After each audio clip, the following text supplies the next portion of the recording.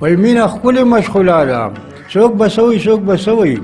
ناروا نه ده روا ده څوک به سوی څوک به سوی ګوله بیا د دوی د قسته نن لاسونه را چاپېر که که ثواب دی که ګناه ده څوک به سوی څوک به سوی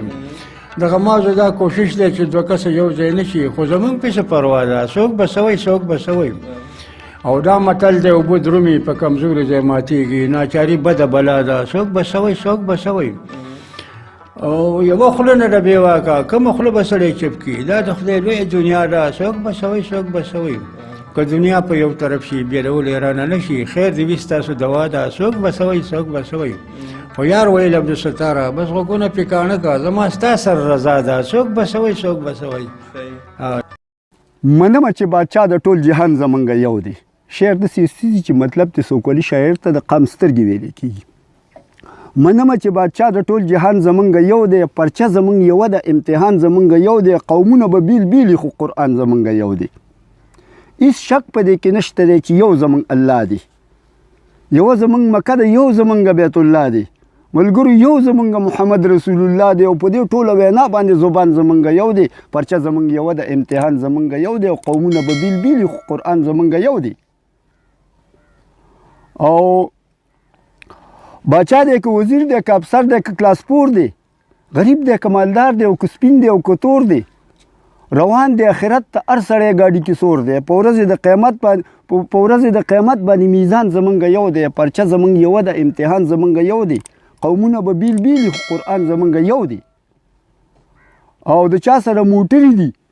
بنګلې دي او دولت دی د چا سره خرګاډی دی لاسګاډی دی غربت دی او د چا څه اسم نشته خو خدای ورکړی ډېر عزت دی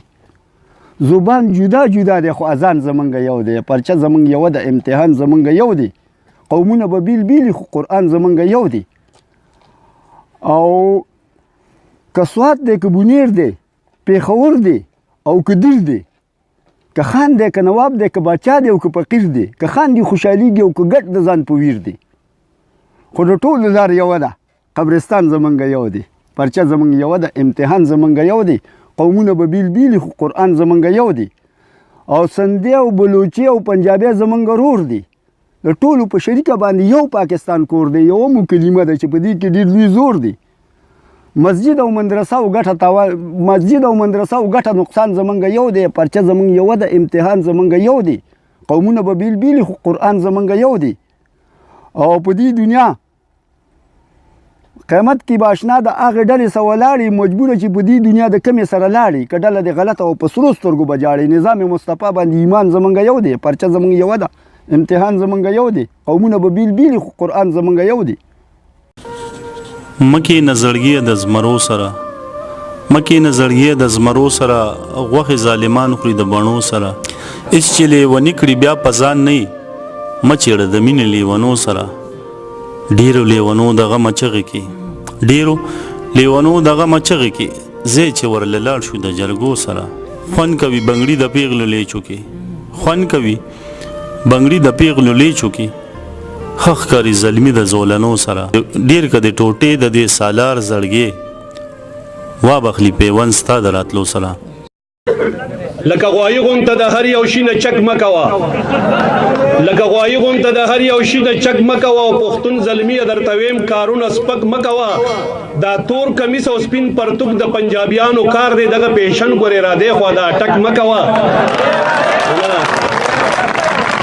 دا تور کمیس او سپین پرتوک د پنجابیانو کار دی دغه پیشن ګورې را دی خو دا ټک مکوه او محفل ته ګوره نو هله پکې خبرې کوه د مسې جړا غونته په هر ځای کې چورلک مکوه محفل ته ګوره نو هله پکې خبرې کوه د مسې جړا غونته په هر ځای کې چورلک مکوه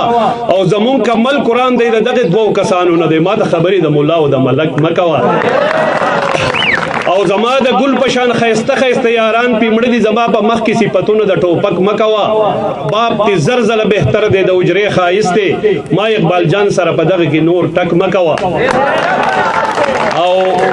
زلمیه دا په کم نای دي سر جوړ کړي دي او داستانه خو خالص خزو کې نر جوړ کړي او خوای د غوګونو در لاسې کرپولي او بره د پولیشان ببر جوړ کړي دي نو لږ سوچو که د پلار او د نیکۍ اخته دي داسې او داستانه خو خالص بنګالۍ خر جوړ کړی او یو سړی د خپل خپل بچی نه دغه تپوس نه کوي چې دا سدي د بروازې ټوپ په سر جوړ کړي نو رښتیا د اقبال جان تش په نوم مسلمانان یو نور ځانم د يهودو برابر جوړ کړي دي او مخکې د مینو ګودر کې ملاقات مخکې د مینو ګودر کې ملاقات اوس کېږي په کالج او په دفتر کې ملاقات او مخکې د ریبار په خوله خبرې بکېدلې او شی بم انټرنیټ دغه په سر کې ملاقات نو دا پاشقانو د خدای رحم کرم نه دی دا پاشقانو د خدای رحم کرم نه دی مخکې بکېدو چرته اختر کې ملاقات او اوس چې د موبایل کې د 500 روپو بیلنس نو کېږي په سحر او مازیګر کې ملاقات اوس چې د موبایل کې د 500 روپو بیلنس نو کېږي په سحر او مازیګر کې ملاقات او چې هغه وخت راځي چې اقبال جان خندارا شي زمونږ بکېدو خوشي کندر کې ملاقات